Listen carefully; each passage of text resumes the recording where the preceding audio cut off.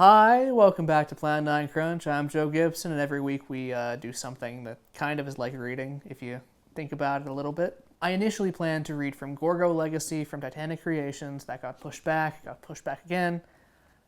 I don't know if or when I will get Gorgo Legacy.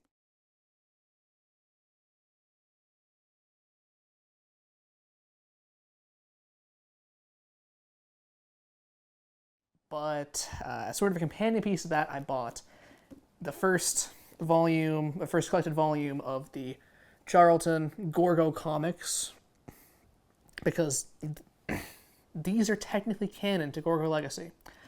And the Gorgo movie is canon to this, technically.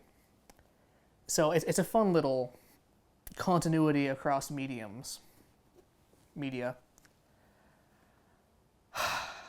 I am still very hyped for Gorgo Legacy. I think that has the potential to be a very good comic run, or comic volume, if they lean to the strengths of Soul War. Gorgo is like from 1962. It was Britain, Ireland, UK.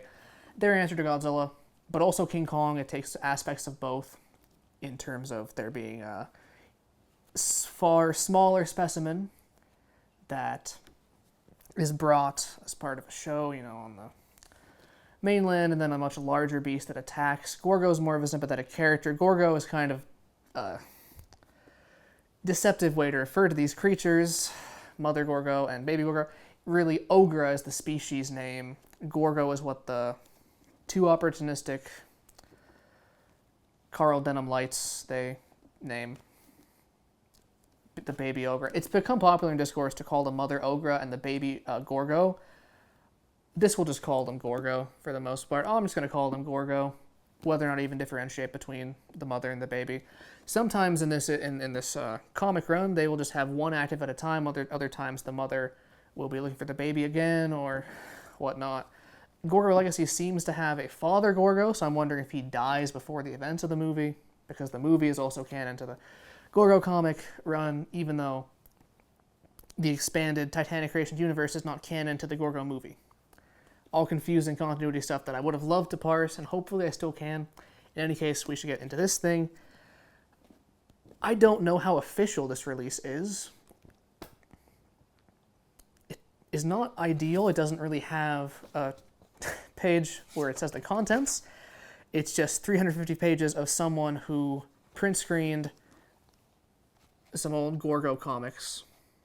That's the most readable page, actually. I don't know why I opened to that. Most of these pages are a lot less readable. The color's going to change of the page, and the ink's going to smudge, and all that stuff. And the art style's going to change for Gorgo as well. So Charlton Comics got the license for Gorgo. I think this predates the Godzilla Marvel run. I don't like it nearly as much. That's why I'm being more casual, more blasé about all of this.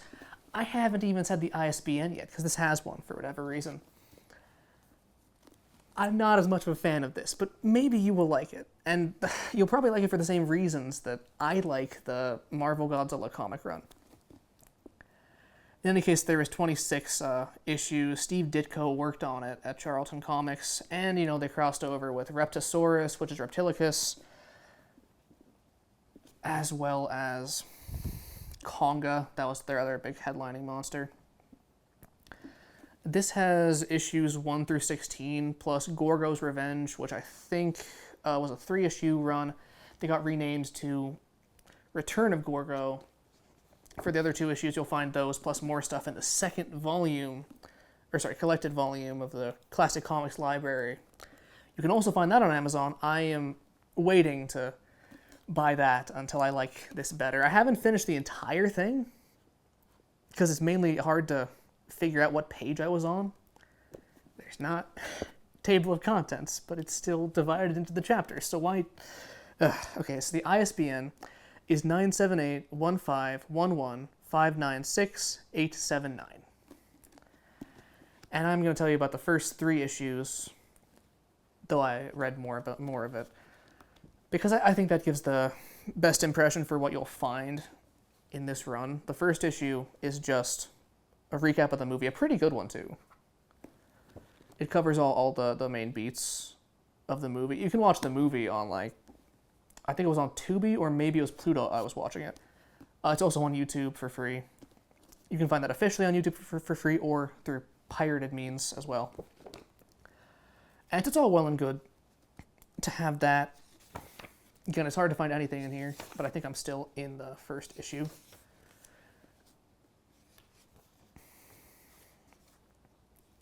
The second issue introduces a new leading man, Merrill Hyde, who's the coolest guy in existence, essentially. And he rediscovers a Gorgo. So after that, Gorgo is referred to as being discovered by Merrill Hyde. And it excises the names of the leads from the first film. And they are called Joe and Sam. Joe Ryan and Sam Slade.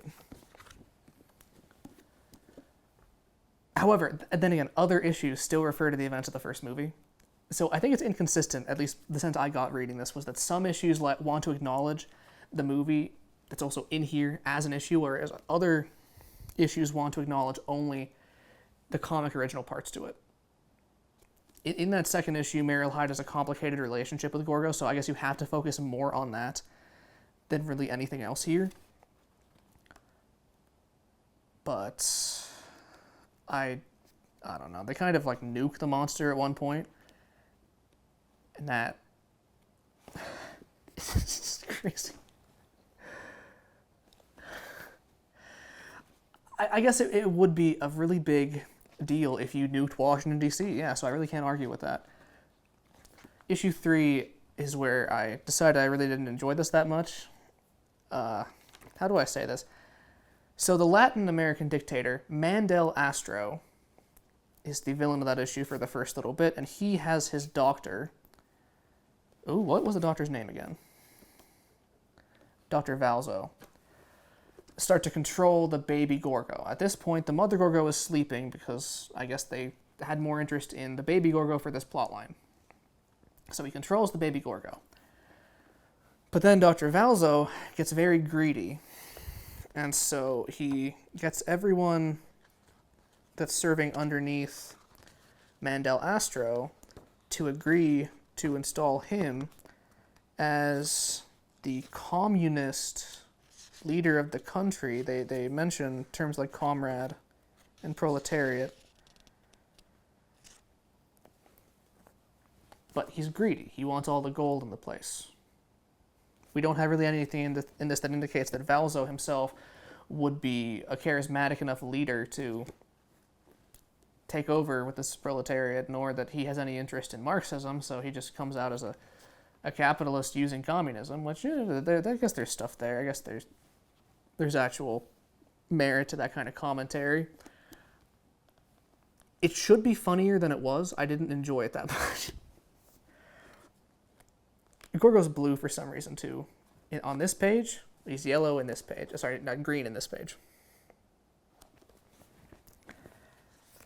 Would I recommend this? If it's on sale and you like Gorgo, if you like Gorgo, you already have this. Gorgo has one movie. Even Yongari got a remake. Gorgo should come back. And Titanic Creations is doing that. But it's a limited release run of the Gorgo Legacy thing, and they're only bringing that back now with like their third version of the figure. We'll see if anything more amounts to Gorgo in popular culture right now. In any case, usually I'm more enthused in this for the reads, but we'll have one of these every week, not on Gorgo. Though there are enough in here for me to do that for the next 16 to 26 weeks. But yeah, follow us on this YouTube page if you're interested in the type of content that we do. We also have a Facebook page, Planet Crunch Podcast and Blog, where we post stuff from here, as well as our conventional blog, planetcrunch.com. Look into those as you will. Thank you all for watching. That's a wrap.